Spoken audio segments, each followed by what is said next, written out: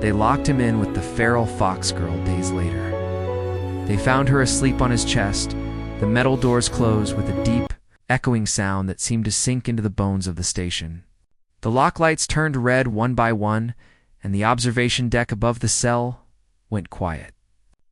For the guards and scientists watching from behind reinforced glass, this was not a prison sentence. It was an ending. Inside the containment cell stood a human man named Elias Cade. He was unarmed.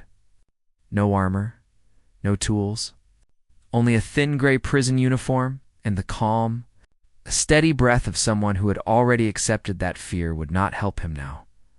Across the room, the fox girl crouched in the shadows. She was smaller than the stories claimed, but far more dangerous than her size suggested. Her ears twitched at every sound.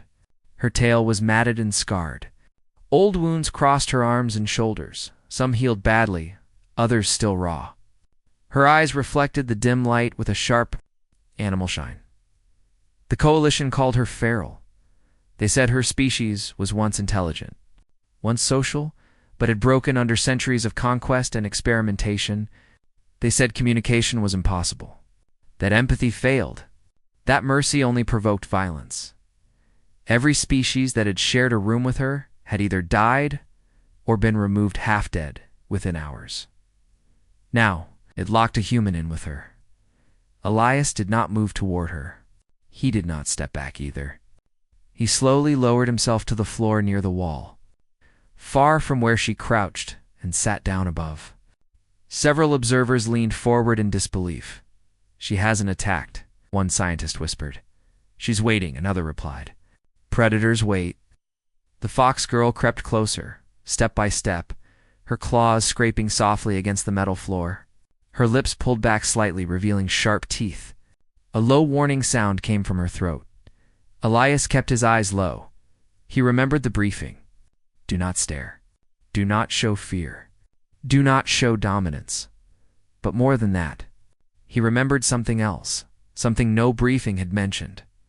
She was alive. "Hey," Elias said quietly. The sound of his voice carried through the cell, soft and steady. It was the first time in years that someone had spoken to her without shouting or commands. The fox girl froze. Her ears turned toward him sharply. Her body tensed, ready to spring. Elias did not change his posture. "My name is Elias," he continued, slowly, clearly.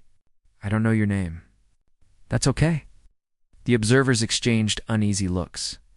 Humans were strange, they had said. Too emotional. Too unstable. Too fragile, and yet here one was, speaking calmly to something that had torn through armored guards. The fox girl circled him. Her movements were fast but careful. Fasting. She sniffed the air, her nose twitching. The scent of fear was there, but it was faint, confused, controlled. She had smelled terror before. It was sharp, overwhelming, almost sweet. This was different. Elias shifted slightly, reaching into the pocket of his uniform. Several weapon systems powered up instantly, targeting his chest and head, but he only pulled out a small food ration and set it gently on the floor between them. "I won't take yours," he said. "You can have it." He pushed it slowly toward her, then pulled his hand back and rested it on his knee. The fox girl stared at the ration. Food had always come with pain. Food was thrown, withheld, poisoned, used to trap. She did not touch it. Minutes passed. Elias stayed where he was. His breathing remained even.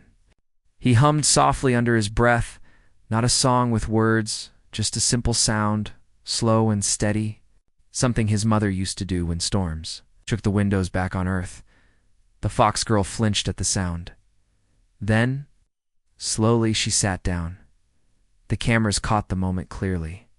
A shift so small most species would have missed it, but the human observers knew.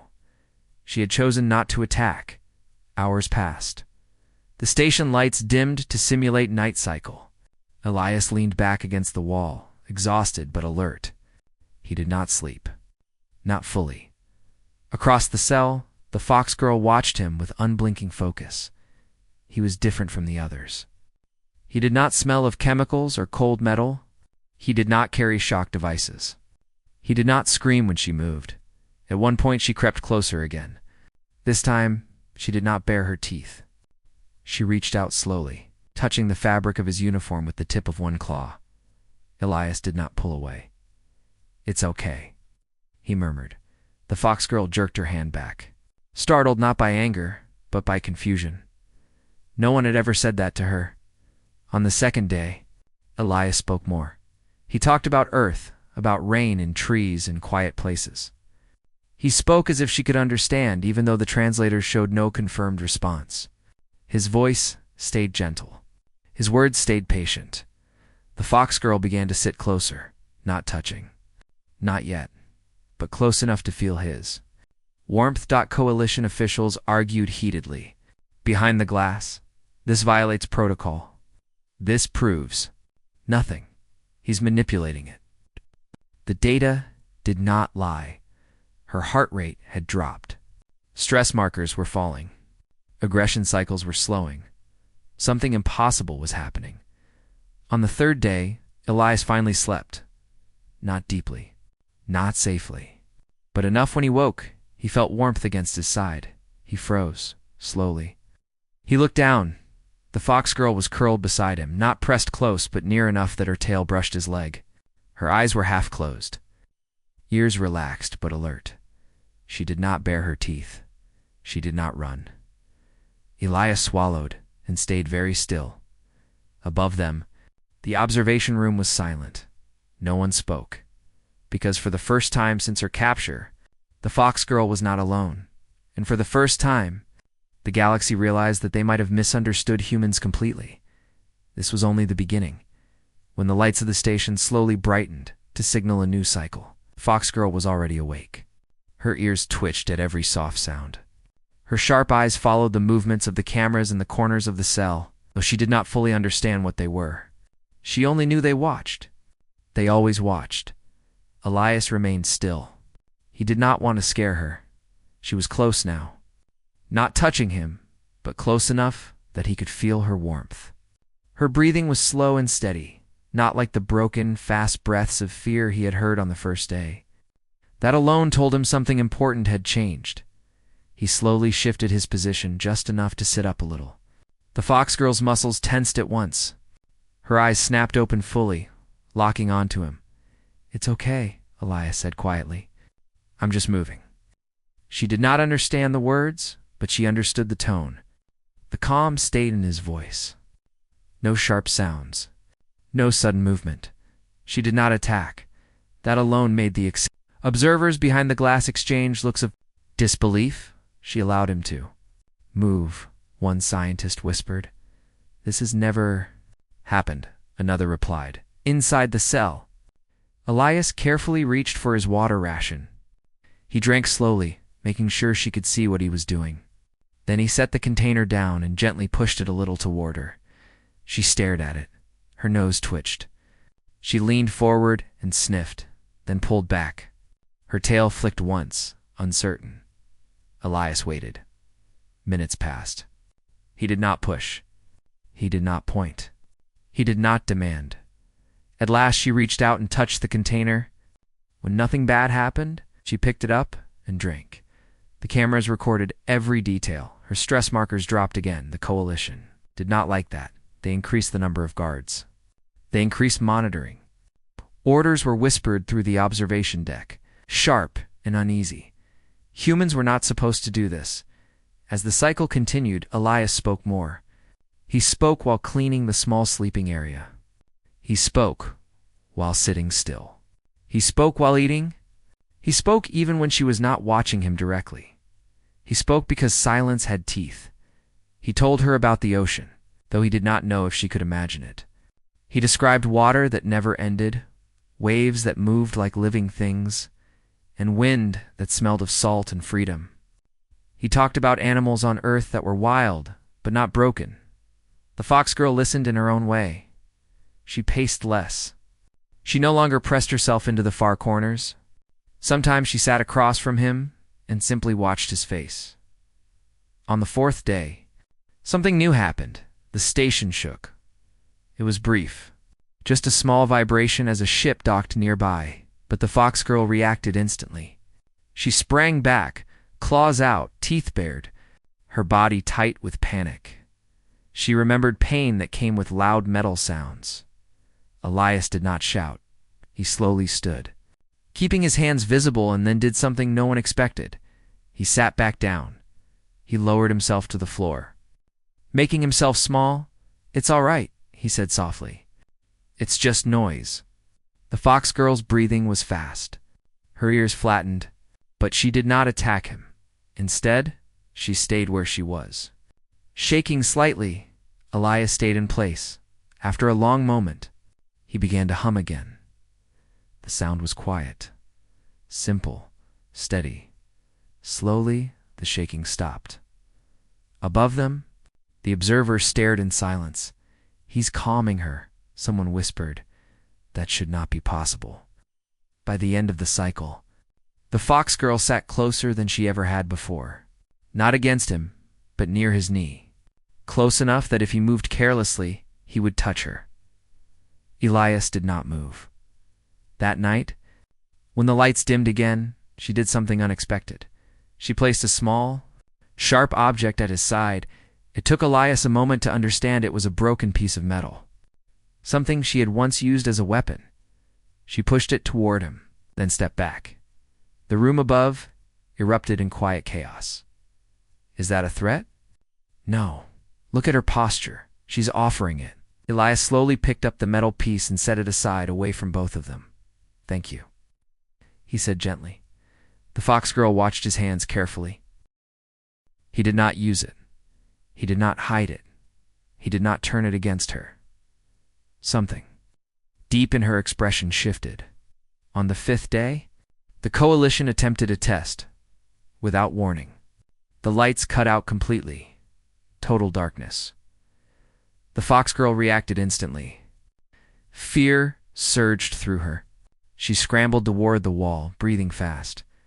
Heart racing, Elias moved without thinking. He shifted closer, stopping just short of touching her, and spoke her softly through the darkness. "I'm here," he said. "You're not alone." She could not understand the words, but she understood the meaning. After a long moment, she moved toward the sound of his voice. Her shoulder brushed his arm. Elias froze, then stayed still. She leaned against him slightly, just enough to ground herself.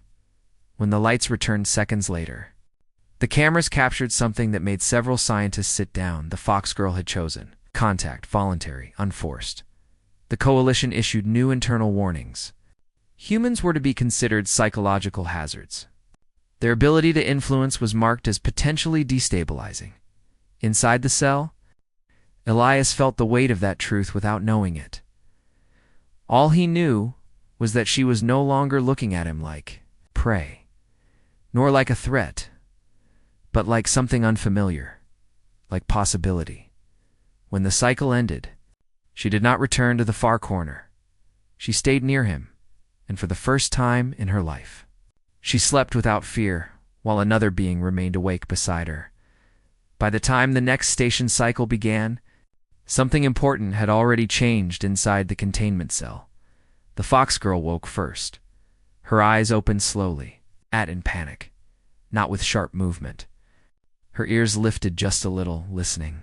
The steady hum of the stations surrounded her, cold metal, distant machines, cameras watching from corners she could not see, and beside her, the human was still there. Elias sat with his back against the wall, knees drawn up slightly, eyes half open. He had not slept deeply. He never did. He stayed alert, even when his body begged for rest. The fox girl studied him. She had learned his shape now, his smell, his breathing. She knew how his chest rose and fell when he was calm. She knew the sound he made when he exhaled slowly, like he was letting the world pass through him instead of fighting it. She shifted her weight. Elias noticed immediately. He turned his head just enough to see her, then stopped moving. "Morning," he said softly. She did not understand the word, but she understood that he was speaking to her, not at her. She sat up, tail flicking once.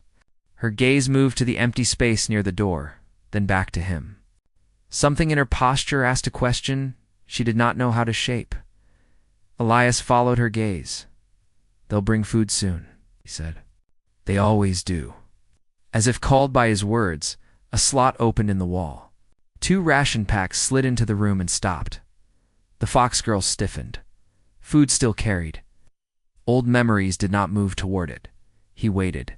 After a long moment, she approached the rations.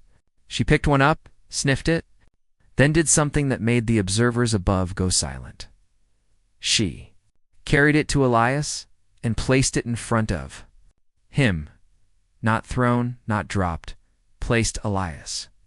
Felt something tighten in his chest. "Thank you," he said quietly. He took it, opened it, and took one bite. Then he set the rest beside her. She watched him eat. Then she ate, above the glass. Arguments broke out in sharp whispers. This is cooperative behavior. It's conditioning. He's influencing her. She's choosing. The data screens told a clear story. Neural activity that once showed constant threat response now showed patterns of focus, curiosity, and something the coalition had not expected. Learning later that cycle, a medical drone descended into the cell. Its presence alone had once triggered violence. Today the fox girl hissed, ears flat.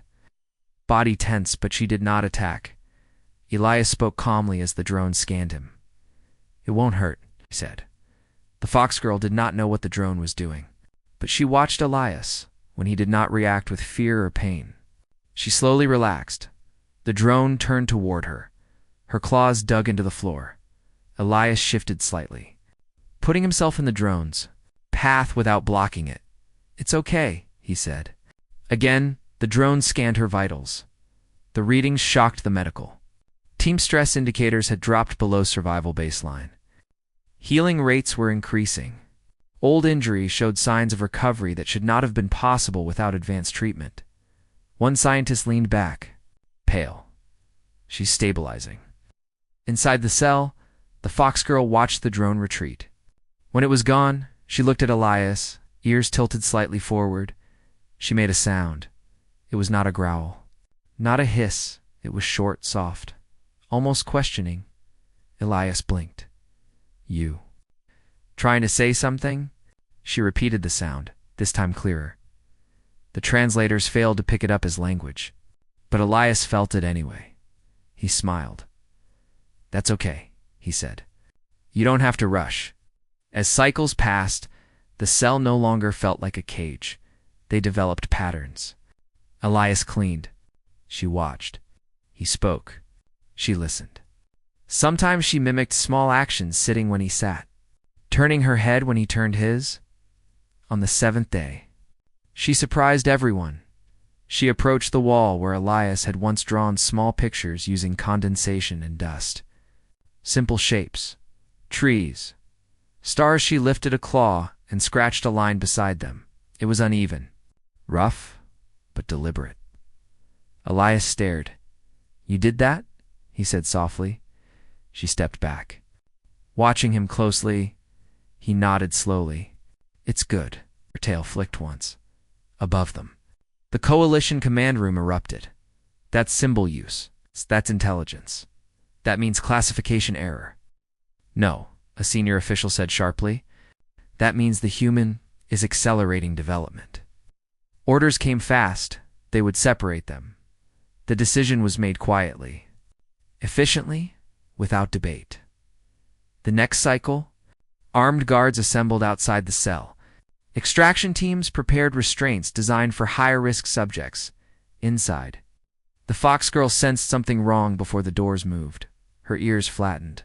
Her body said. Elias noticed immediately. "They're coming," he said quietly. "I don't know why." The doors began to unlock. The fox girl moved in front of Elias without thinking. Her stance was different now. Not wild, not desperate. Protective, Elias slowly stood. "It's okay," he said. "I'm right here." The doors opened.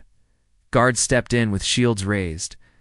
Weapons humming, the fox girl snarled, stepping forward. Claws ready. Elias raised his hands. Wait, he said loudly. The guards hesitated. Orders crackled through their cums.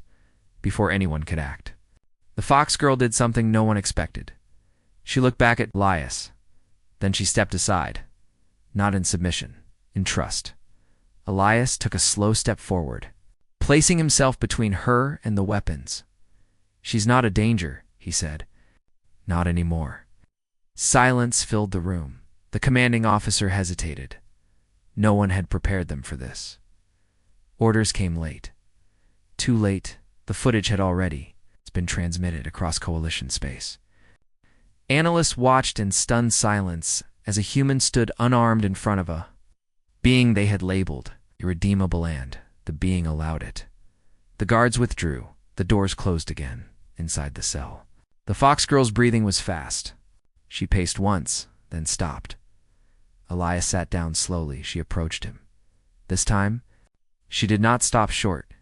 She leaned against him fully, her head resting against his chest. Elias froze.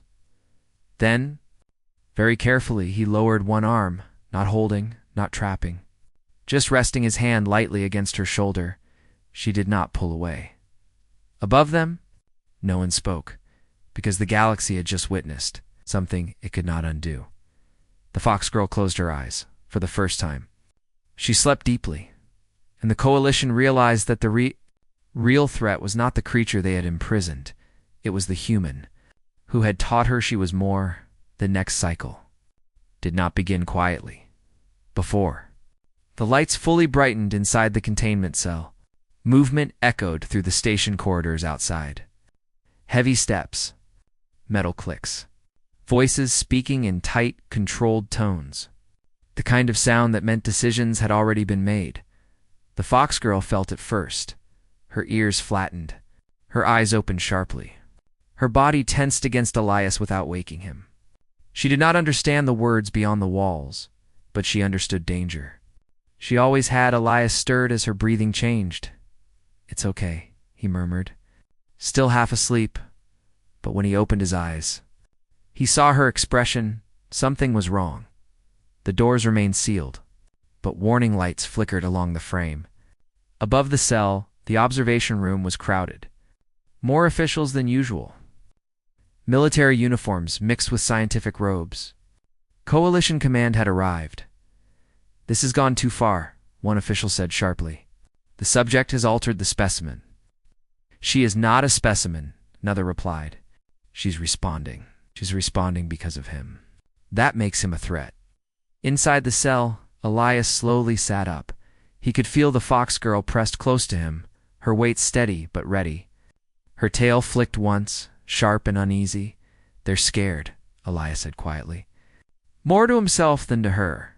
The fox girl lifted her head. Watching the doors, the loudspeaker crackled to life. "Human prisoner Elias Cade," a voice announced. "Stand away from the subject immediately." The fox girl let out a low warning sound. Elias raised one hand slowly, not toward her, but toward the ceiling. "I'm not moving away from her," he said calmly. The room above erupted. "Remove him. Use force if needed. No lethal measures." The fox girl understood none of the words, but she understood the tone. She stepped in front of Elias again, shoulders squared. Eyes locked on the doors, Elias stood with her. He did not touch her. He did not command her. He simply stood. "That's enough," Elias said. "You wanted to see if she could change. She did. You wanted to see if humans were weak. Or not." The doors began to unlock. The fox girl's muscles coiled. Elias spoke quickly, softly. "Don't attack," he said. "Please." She hesitated. Her head turned slightly toward him. In that moment, 1,000 calculations ran through her mind. Memories of pain, of cages, of beings who entered rooms like this and left blood behind. But there was also Elias standing beside her, not behind, not using her as a shield. Trust held her still. The doors opened. Armed guards filled the doorway. Weapons raised but not firing. Their body language was tense, uncertain. They had trained for monsters, not for this. The commanding officer stepped forward. Step aside, he ordered. The fox girl bared her teeth. Elias lifted both hands. She's choosing not to fight, he said. So are you. Don't change that. Silence stretched. Then, something unexpected happened. The fox girl turned. She looked at Elias directly. Then she stepped forward, alone, not toward the guards, toward the center of the room she sat. The gesture froze everyone.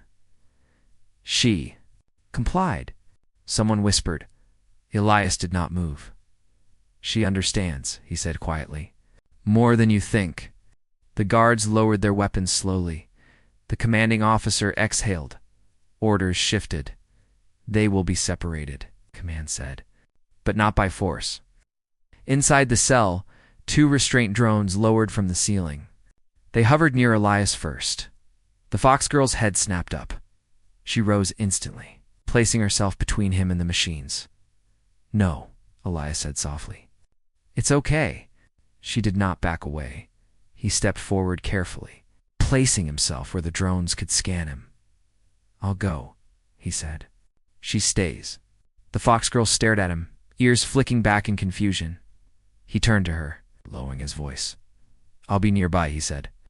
I promise. She did not understand the words, but she felt the meaning slipping away. Her breathing sped up as the drones secured Elias gently. Not hurting him, the fox girl took a step forward, then stopped. She watched him really. Watched him, he did not resist. He did not fight, he looked calm. That calm steadied. Her Elias was escorted out of the cell. The doors closed. Between them, for the first time in many cycles, they were apart. The fox girl stood still for a long time. She did not scream. She did not attack. She sat where she had chosen to sit before above. Coalition analysts watched the feeds with growing concern. She's stable, one said. She shouldn't be. Elias was placed in a holding chamber nearby. Not a punishment cell. A monitored room with clear walls. He could see guards. He could see cameras. He could not see her. Minutes felt like hours in the containment cell. The fox girl began to pace. Not wildly measured. She stopped near the wall where the drawing still remained. She lifted a claw and added another mark.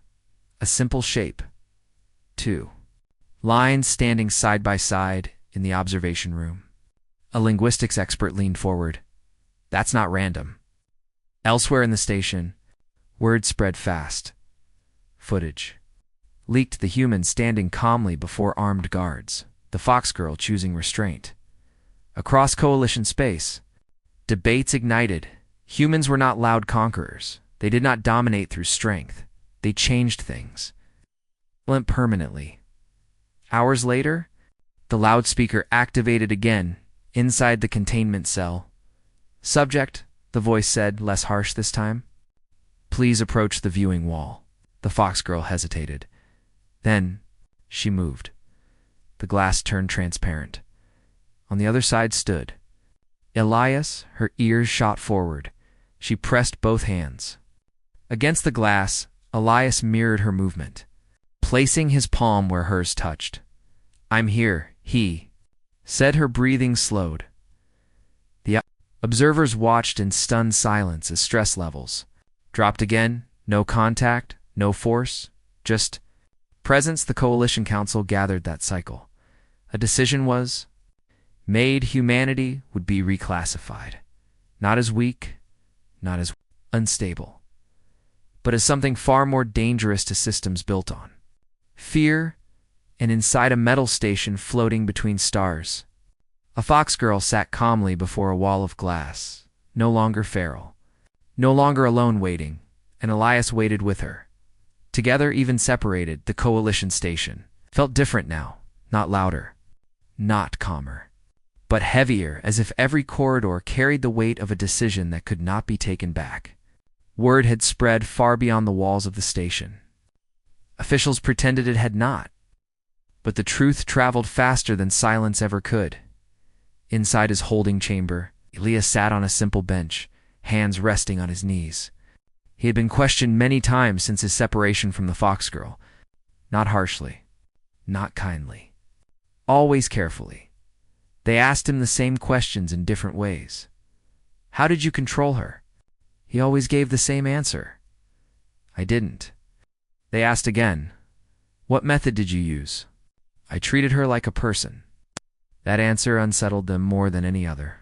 Across the station, in the containment cell that no longer felt like a cage, the Fox girl waited. She did not pace as she once had. She did not strike the walls or hide in corners. She sat near the transparent wall, ears turning whenever footsteps passed beyond it. She knew which ones were his. Every time Elias walked nearby under guard, her posture changed. Her tail flicked once. Her breathing slowed. The sensors recorded it all. One senior coalition analyst stared at the data for a long time before speaking.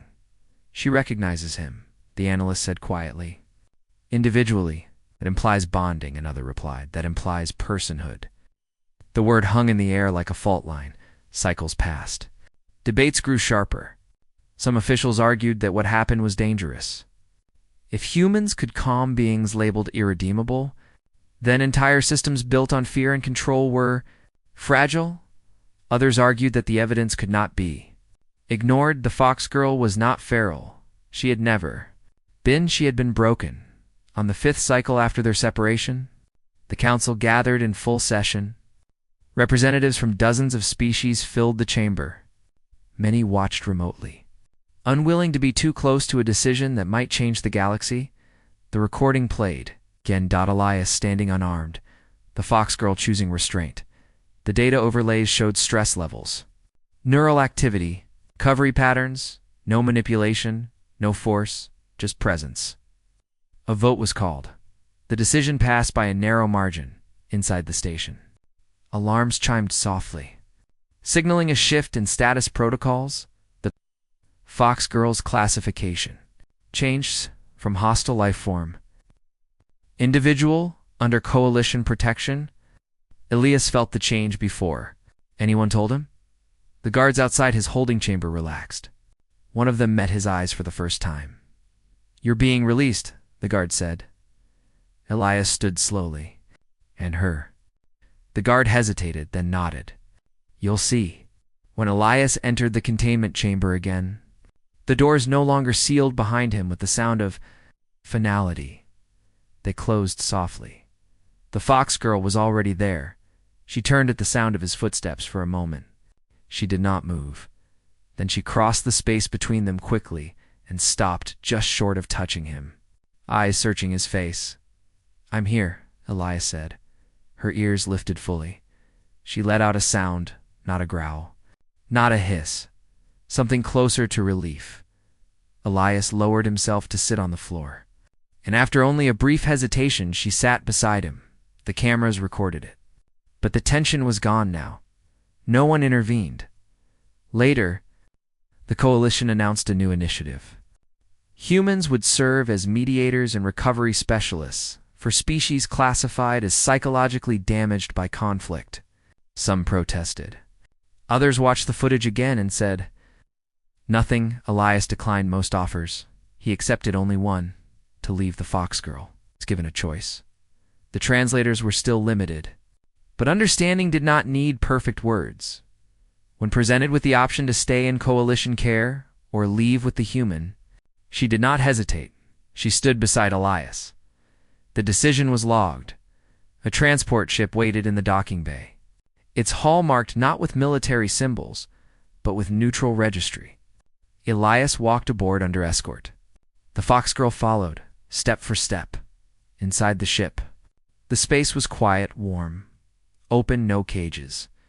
She explored slowly, carefully, touching surfaces.